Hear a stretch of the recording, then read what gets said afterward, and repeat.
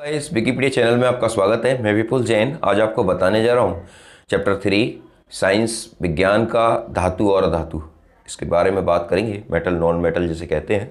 आइए देखते हैं विकिपीडिया चैनल के माध्यम से। देखते रहिए विकिपीडिया चैनल। जय जिनेंद्र।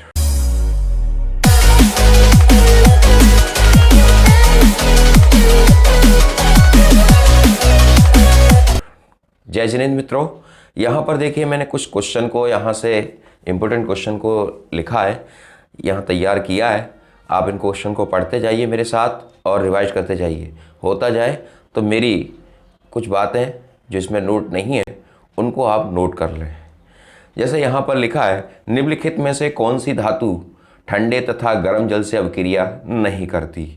ठीक है, तो कौन सी धातु नहीं करती? सोडियम धातु।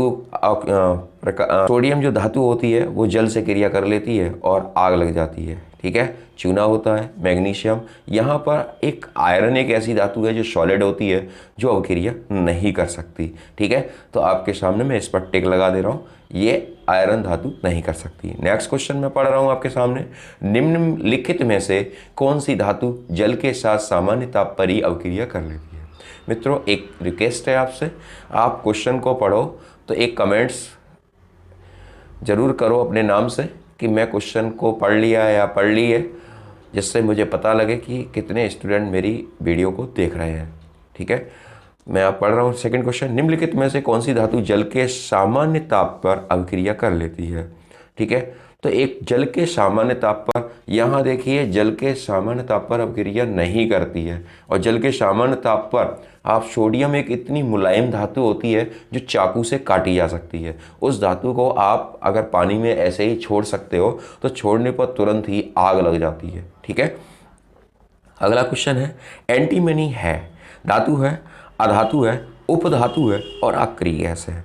तो एंटीमनी जो है वो उपधातु में आती है। निम्नलिखित में से कौन सी धातु ठंडे जल से हाइड्रोजन गैस निकालती है। तो यहाँ पर देखिए ठंडे जल से कैसे गैस निकलती है, तांबा, सोना, पोटेशियम और एल्यूमिनियम। तो निम्नलिखित में से कौन सी धातु ठंडे जल से हाइड्रोजन गैस निकालती है। तो तांबा, ये सोना और पोटेशियम, ये जो धातुएं हैं वो गर्म होने पर शीघ्रता से गर्म हो जाती हैं और बहुत देर बाद ठंडी होती हैं। लेकिन एल्यूमिनियम एक ऐसी धातु है जो तुरंत ही ठंडी होती है और तुरंत ही गर्म हो जाती है। तो यहाँ एल्यूमिनियम सही है, मैं यहाँ पर टिक लगा दे रहा हूँ एल्यूमिनियम पर। ठीक है, अगला प्रश्न देखिए, निम्नलिखित में से कौन सी धातु अम्ल से हाइड्रोजन विस्थापित करती है। अम्ल से हाइड्रोजन विस्थापित करती है। तो यहाँ पर जिंक, कॉपर, आपका Ag सिल्वर और Hg, यहाँ पर Hg था, मैं इसे Hg कर दे रहा हूँ, यानी सोना। तो यहाँ पर जिंक जो धातु है वो धातु अम्ल से हाइड्रोजन विस्थापित हो जाती है। ठीक है, अगला क्वेश्चन देखिए, यहाँ पर निम्नलिखित में से कौन सी धातु अम्ल से क्रिया करके हाइड्रोजन गैस विस्थापित करने वाली कौन सी धातु है। तो अम्ल से क्रिया करके, अम्ल आपके कौन कौन से होते हैं, HCl होता है, H2SO4 होता है, HNO3 होता है। ठीक है, ये अम्ल हैं आपके, इनसे क्रिया करके आप PT एसिटिक अम्ल होता है। ठीक है, तो यहाँ पर जो अम्ल है इनसे क्रिया करके हाइड्रोजन गैस विस्थापित कर देती, तो विस्थापित करती PT। ये PT लिखा है, प्लेटिनियम जिसे बोलते हैं। कॉपर का अयस्क है, कॉपर के अयस्कों के नाम आप याद कर लेना। मैं आपको बताने जा रहा हूँ, कॉपर के अयस्कों के नाम आप याद कर लें, क्योंकि किताब में आपके मौजूद होंगे कॉपर के अयस्क। ठीक है, तो बॉक्साइट, मेलिकाइट, कार्नेलाइट और सीडेराइट। तो यहाँ पर कॉपर का जो अयस्क है वो मेलिकाइट है। मैं यहाँ टिक लगा दे रहा हूँ, यहाँ पर भी लगा दे रहा हूँ। ठीक है, मेट के में मुख्यतः होता है Cu2S और Fe(S). ठीक है, मैं आपसे फिर भी कह रहा हूँ कि वीडियो को देखो और लेकिन कमेंट्स एक ज़रूर करो, जिससे मुझे पता लगे कि आप वाकई में मेरी वीडियो से लाभ ले रहे हो। अगले क्वेश्चन की तरफ हम चलते हैं। देखिए यहाँ पर देखिए अगला क्वेश्चन है, क्वेश्चन नंबर 10, फफोलेदार तांबा होता है। देखिए फफोलेदार जो तांबा होता है उसमें वह इतना शुद्ध होता है, इतना प्योर होता है कि उसमें मात्र 2% की अशुद्धियाँ रह जाती हैं। मेरी मानना है कि ये फफोलेदार का एक रिएक्शन या एक क्वेश्चन आप कैसे भी तैयार कर लो अपना, क्योंकि समय तो आपके पास बहुत कम है, लेकिन फिर भी आप उसको देख लो। क्लोराइड अयस्क का उदाहरण है हार्न सिल्वर। एक मानना है कि अयस्क से एक क्वेश्चन तैयार आएगा, एक क्वेश्चन अयस्क से आप जरूर कर लें। कैल्साइट अयस्क है कॉपर का, कैल्कोसाइट बोलते हैं। फफोलेदार तांबे में कॉपर की प्रतिशत मात्रा होती 98%, यानी अशुद्धता सिर्फ रह जाती 2% की, जो मैंने अभी आपसे बताई थी। अगला क्वेश्चन देखिए, वह प्रक्रिया जिसके कारण चांदी के ऊपर काली परत व तांबे के ऊपर हरी परत चढ़ जाती है कहा जाता है। एक वह प्रक्रिया जिसके कारण चांदी के ऊपर काली परत और तांबे के ऊपर हरी परत चढ़ जाती है कहा जाता है संचारण। ठीक है, अब देखिए यहाँ पर जो क्वेश्चन मैंने रखे हैं, सोडियम को केरोसिन में डुबोकर क्यों रखा जाता है। अब आपको मालूम है सोडियम को केरोसिन में डुबोकर क्यों रखते हैं। सोडियम एक ऐसी धातु है जो प्रकाश में और पानी की उपस्थिति में क्रिया कर लेती है। ठीक है, तो अगर वो क्रिया कर लेगी तो उसमें आग लगने का संभावना बनी रहती है। तो इसलिए सोडियम को हम छुपा कर रखते हैं, केरोसिन की काले रंग की बोतल में मिट्टी के तेल में डुबोकर रखा जाता है। लोहे को जंग से बचाने के कोई 2 तरीके बताइए। ठीक है, विद्युत अपघटनी शोधन द्वारा शुद्ध की जाने वाली प्रमुख धातुएं कौन सी हैं। कॉपर पायराइड का सारण किस विधि से किया जाता है और क्यों। तो कॉपर पायराइड का क्वेश्चन अच्छा है यहाँ पर। ठीक है, चलिए कॉपर के प्रमुख 2 अयस्क, देखिए यहाँ पर कॉपर के 2 अयस्क आ गए। मैंने आपसे बोला है अयस्क का क्वेश्चन आप याद कर लेना अच्छे से। एल्यूमिनियम के प्रमुख अयस्कों के नाम तथा रासायनिक सूत्र भी लिखिए। ऐसी धातु कमरे के ताप पर द्रव होती है, चाकू से आसानी से काटी जा सकती है, ऊष्मा की सबसे अच्छी चालक होती है और ऊष्मा की अच्छी कुचालक होती है। तो ऊष्मा की सबसे अच्छी चालक जो धातु है कमरे के ताप पर द्रव होती है, पारा। ठीक है, पारा जैसे बोलते हैं, थर्मामीटर में होता है, आपने देखा होगा, जैसे बुखार नापने वाला जो थर्मामीटर होता है उसमें पारा भरा होता है, सिल्वर कलर का होता है, बिल्कुल चांदी के ऐसा चमकता है। चाकू से आसानी से काटी जा सकती सोडियम धातु है। ऊष्मा की सबसे अच्छी धातु चांदी। चांदी जो धातु है, मैं यहाँ पर लिख दे रहा हूँ सोडियम Na। ठीक है,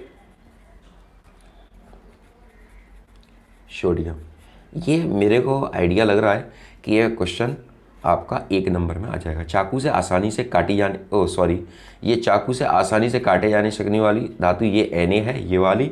और इसका आंसर ये है आपका कमरे के ताप पर द्रव होती है पारा Hg। ठीक है, ऊष्मा की सबसे अच्छी चालक होती है चांदी। आपने देखा होगा, अगर आप उससे जुड़े हुए हो, आपके घर में समर पंप लगी हो, तो आपके यहाँ जो स्टार्टर लगे रहते हैं तो उसमें जो प्लेटें होती हैं उस पर चांदी का द्रव रखा रहता है।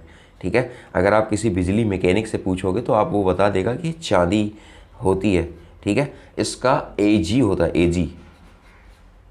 ठीक, ऊष्मा की सबसे अच्छी कुचालक, ऊष्मा की, अगला प्रश्न लिखा है ऊष्मा की कुचालक होती है।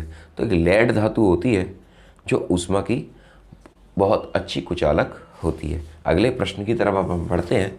22वां क्वेश्चन है हमारा ये, देखिए जरा। रासायनिक गुण धर्मों के आधार पर धातुओं और अधातुओं में विभेद करिए। मतलब धातु क्या होती है, अधातुएं क्या होती हैं। मैं आपको थोड़ा सुना दे रहा हूँ कि धातु और अधातुओं के बारे में क्या होता है। धातुएं तनु अम्लों से क्रिया कर लेती हैं, तनु होती डाइल्यूट। ठीक है, अधातुएं तनु अम्लों से क्रिया नहीं करती। अधातुएं तनु अम्लों से क्रिया अगर करती हैं तो वह हाइड्रोजन को विस्थापित कर देती हैं। धातुएं क्लोरीन से क्रिया करके आयनिक यौगिक बनाती हैं, ये क्लोरीन के साथ क्रिया करके सहसंयोजक यौगिक बनाती हैं।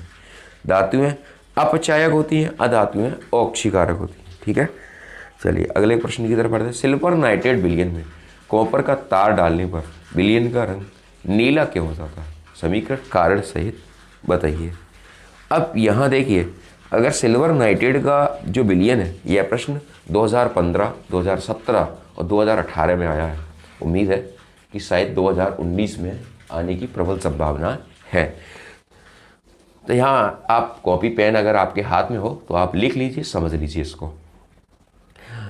सिल्वर नाइट्रेट जो विलयन है वो जो रासायनिक श्रेणी है में कॉपर का स्थान Ag से थोड़ा ऊपर है। AgNO3 क्रिया देगा। मैं रिएक्शन लिख रहा हूँ, बोल रहा हूँ, आप लिख लीजिए इसको।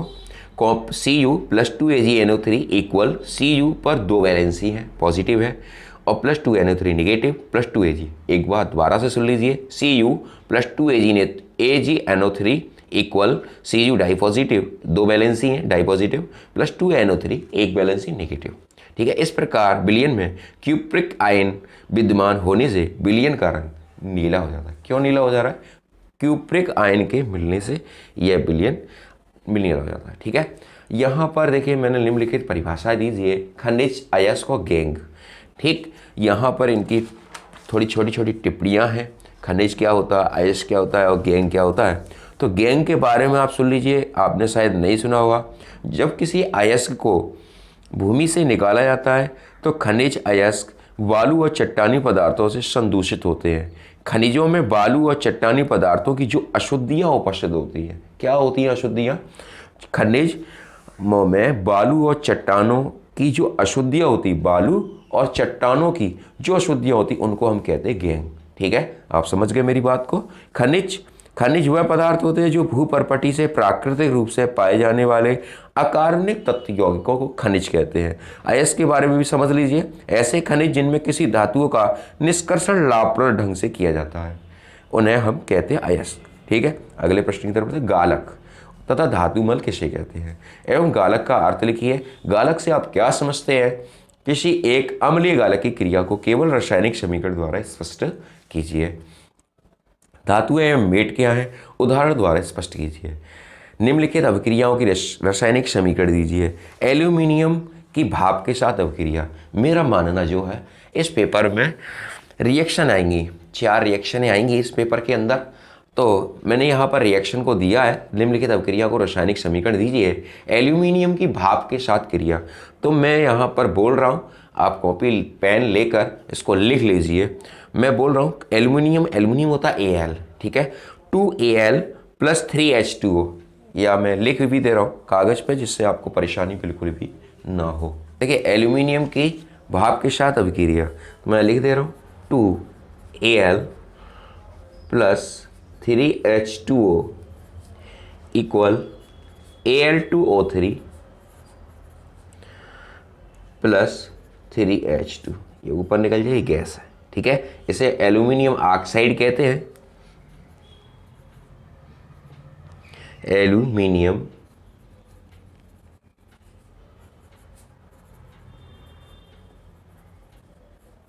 ऑक्साइड। ठीक है, और ये तो एल्यूमिनियम है ही, ये H2 जो है वह भाप है।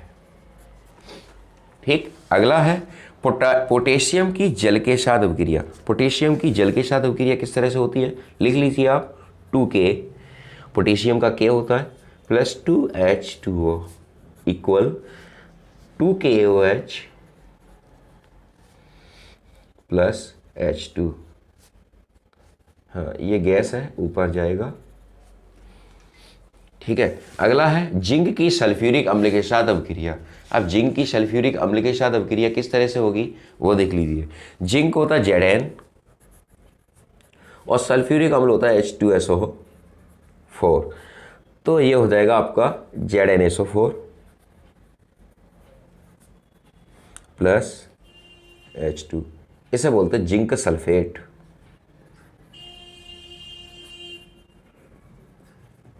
ठीक है, और एक रिएक्शन, हाँ ये हो गई जिंक की सल्फ्यूरिक अम्ल के साथ और भाप के साथ आयरन, या इसे बोलते हैं रक्त तप्त लोहे पर जब भाप प्राप्त की जाती है। रक्त तप्त लोहा कौन सा होता है आप समझ लीजिए, जैसे आपने वेल्डिंग करवाई होगी आपने कभी भी, तो वेल्डिंग कराते समय लोहा एकदम लाल हो जाता है, मतलब सूर्य की लालिमा की तरह, तो लाल हो जाता है। जब उस पर भाप के साथ अभिक्रिया कराई जाएगी तो क्या रिएक्शन, उस रिएक्शन को भी आप लिख लीजिए।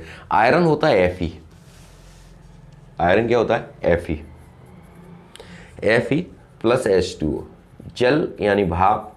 ठीक है, अब यहाँ पर जो बनेगा वो बनेगा Fe3O4, तो Fe3O4 बनेगा, तो यहाँ पर 3 हम देंगे और यहाँ पर हमें 4 देना पड़ेगा, तो इक्वल यहाँ लिखेंगे हम Fe3O4 प्लस 4H2, यानी Fe3O4 है फेरिक ऑक्साइड।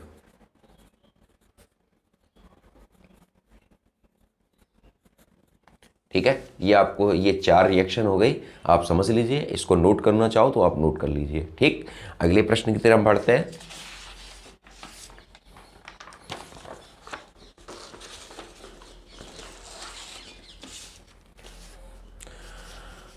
देखिए अगला प्रश्न है, उपधातु किसे कहते हैं, किन्हीं दो उपधातुओं के नाम लिखिए। उपधातुओं का क्वेश्चन मैंने पहले भी यहाँ पर दिया है और ये भी दे रहा हूँ। उपधातु क्या होती हैं, ठीक है, तो आपको बताना है उपधातुओं के बारे में। फिर इसके बाद बॉक्साइड और मैलेकाइट का सूत्र लिखिए, यानी ये अयस्क आ गए। बॉक्साइड क्या होता है, ठीक है, और मैलेकाइट क्या होते हैं, ये अयस्कों के नाम हैं। इनको आपको मैंने आपको बोला भी है कि अयस्क का क्वेश्चन एक पक्का आना है। एल्यूमिनियम के 2 अयस्क, ऊष्मा की सबसे अच्छी चालक कौन सी धातु है, चाकू द्वारा कौन सी धातु को काटा जा सकता है, हीमोग्लोबिन में लोहा क्या करता है, भर्जन तथा निस्तापन की परिभाषित कीजिए, बात्याभट्टी का एक निम्नांकित चित्र बनाइए। वैसे बात्याभट्टी का जो प्रश्न है वो एनसीईआरटी की पुस्तक में मौजूद नहीं है, लेकिन यूपी बोर्ड और कई एक मॉडल पेपर में बात्याभट्टी की चर्चा हुई है, तो इसलिए हमने बात्याभट्टी को प्रश्न में जोड़ दिया है। क्योंकि कई एक पेपर अभी हो चुके हैं जिसमें बात्याभट्टी मतलब कई एक प्रश्न पेपर हुए हैं जिसमें यूपी बोर्ड के भी कई क्वेश्चन शामिल किए गए हैं, तो इसलिए हमने इन प्रश्नों को भी इसमें लिख दिया है, ठीक है। अगले प्रश्न की अब ये अगला प्रश्न है हमारा, देख लीजिए, फफूलेदार तांबे के शोधन में विद्युत अपघटन विधि बताइए। ये विधि अच्छी है। चांदी की वस्तुएं काफ़ी समय बाद काली क्यों पड़ जाती हैं। ठीक रिक्वेस्ट है, आप जो भी वीडियो देखें तो कमेंट्स ज़रूर करें, प्लीज़ लाइक करें, सब्सक्राइब करें चैनल को, जिससे आने वाली वीडियो आपको सबसे पहले पहुंचे और लाभ मिले। देखते रहिए विकिपीडिया चैनल। जय जिनेंद्र, जय हिंद, जय भारत।